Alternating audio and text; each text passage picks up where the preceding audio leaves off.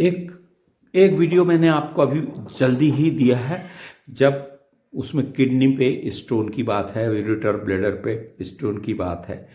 पथरी रोग के ऊपर मैंने दिया। अब उसके आगे का ये वीडियो है जो आप पिछला वीडियो अवश्य देख लेंगे, और आज का वीडियो उसी के कंटिन्यूएशन में आ रहा है। देखिए, उसमें मैंने कारणों का आपको बता दिया था, और शॉर्ट में मैं कह दे रहा हूँ कि देर तक तला भुना, तेज मिर्ची, तेज मसाले वाला और कॉम्प्लेक्स फूड, जटिल भोजन, इसके विषय में आगे चल के बात करेंगे अपन। लेकिन अभी मैं यहीं पे आपको विश्राम इसलिए ले रहा हूँ क्योंकि मैं आपको औषधियों के विषय में आज चला थोड़ा विस्तार से जानकारी दे देना चाहता हूँ। मैंने पहली जो औषधि आपको कही थी, गोखरू काढ़ा, ये बना बनाया भी मिलता है। इसके अलावा बहुत सारे आयुर्वेद के ग्रंथों में सैकड़ों हजारों की संख्या में फार्मूले होते हैं, लेकिन उसमें से काढ़ों का भी अगर आप मूत्रल कषाय अगर आप देखेंगे, गोखरू, पुनर्नवा, वरुण, पत्थरचटा, ये सब जो दवाइयाँ हैं, इनके सबके जो जैसे पत्थरचटा बड़ी फेमस है, तो उसके काढ़े होते हैं, जो काढ़े बनाए जाते हैं। तो ये जो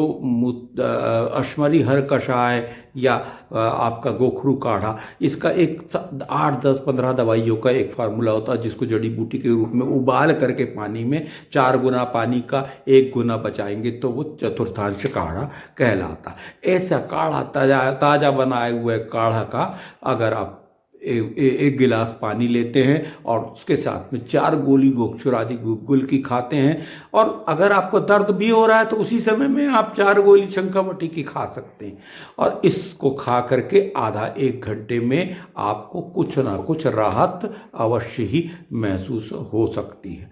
अभी एक ही डोज में पूरा हो जाएगा काम, ऐसे इंजेक्शन के माफिक ये चीज़ नहीं है, ना कोई नशे की इसमें ऐसी कोई चीज़ नहीं है कि कोई ओपियम एल्कलॉइड हो या कोई एंटीस्पाज्मोडिक मिला हो। नहीं, हमारे लोगों की दवाइयों में ये सब केमिकल्स तो होते ही नहीं। हमारे दवाई आपको क्या करेगी, सबसे पहले शंखवटी आपको गैस पास कराएगी। गैस पास कराने से आंतों में आंतें थोड़ी सी खाली होंगी, हल्की सी जब आंतें खाली होंगी तो किडनी के ऊपर प्रेशर खत्म होगा। आसपास के एरिया जो है उसको फैलने से कुड़ने के लिए ज़्यादा जगह मिलेगी तो तकलीफ नहीं होगी। आप इस विज्ञान को समझिए कि पेट से गैस निकालने के बाद आपको किडनी का, स्टोन का दर्द भी ठीक हो रहा है, यूरिनरी ब्लैडर का दर्द भी ठीक हो रहा है, क्योंकि आपका एक रास्ता जो है वो ठसा हुआ, मान लो लैट्रिन आपकी साफ नहीं हुई है, पेट आपका साफ नहीं हुआ है, और गैसेस भी आपके पेट में बनी हुई हैं, आपने बहुत भारी खाना खाया था कल रात में, तो आपको या दोपहर में या कभी भी, तो और कई दिनों से खा रहे थे, वो सब आपके पेट में ठसा हुआ सब मटेरियल आप किडनी के ऊपर एक जगह को कम कर देगा, ये ब्लैडर के ऊपर जगह कम करेगा, यूरेटर्स को भी प्रेशर में लाएगा कहीं ना कहीं से, और इस तरह से ये सब जब एक दूसरे से टकराने लगेंगे अंग तो वेदना पैदा होती।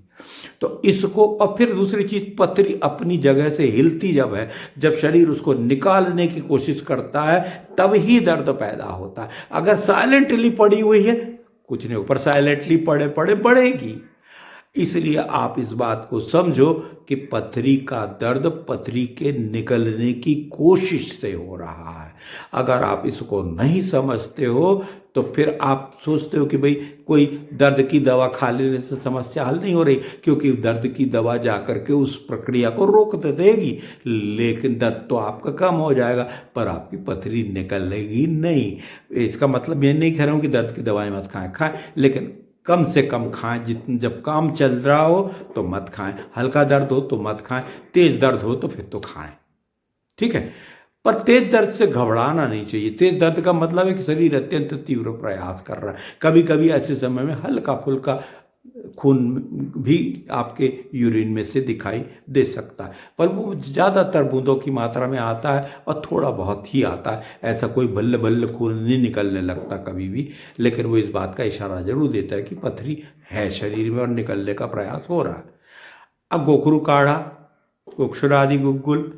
शंखवटी, ये 3 मुख्य उपादान हो गए आयुर्वेद चिकित्सक की संरक्षण में। और आपको आधुनिक चिकित्सक भी अगर आपको स्टैंड बाई करें और वो आपको मदद करने को तैयार हो, तो उनसे भी आप हमारी औषधि के विषय में बता करके ले सकते हैं कि साहब हम ये ले रहे हैं और इससे थोड़ी बहुत तकलीफ कभी कम ज़्यादा होगी तो आप मदद करना, तो रिक्वेस्ट करने से वो तैयार हो जाएंगे। तो ये जो चीज़ है कि हम इस प्रक्रिया को अगर 7 दिन से लेकर के 1 महीना कर लें, और साथ में जैसे मैंने कहा ताजे फल, हरी सब्जियां, सलाद, उबली सब्जियां, अनाज कम, 4 रोटी खाते थे 2 रोटी खाइए, 3 कटोरी दाल खाते थे 1 कटोरी खाइए, सब्जियां आप मसालेदार सब्जियां खाते थे, मिर्च ज़्यादा डलती थी, तेल खूब सारा रहता था, चकचकाता था तेल सब्जियों पे, वो नहीं होना चाहिए। ऊपर से बघारे के रूप में डलेगा, जीरा, अजवाइन, मेथी डलेगी, लेकिन अल्प मात्रा में डलेगी, और सभी प्रकार के सेंधा नमक का प्रयोग करेंगे ताकि गैसेस अच्छे से निकल सकें, और साथ में मिर्च के प्रयोग कम करेंगे, और थोड़ी बहुत ही काली मिर्च का प्रयोग कर सकते हैं, थोड़ा थोड़ा, लेकिन अगर पेशाब में जलन हो तो काली मिर्च का भी प्रयोग अल्प मात्रा में या नहीं करेंगे। अगर आपने इस तरह से किया तो आपको बहुत ही जल्दी राहत आने की संभावना कि आपने दिन भर ताजे फल खाए, दिन भर आपने कच्ची सलाद खाई, और उसमें बीज वाली चीज़ों को अवॉइड करना चाहिए। हम लोग आयुर्वेद में जो मुख्य प्रयोग है वो अनाज को और बीज को बिल्कुल कम करके खाना चाहिए। एक और प्रयोग कहा गया है कि गाय के दूध का,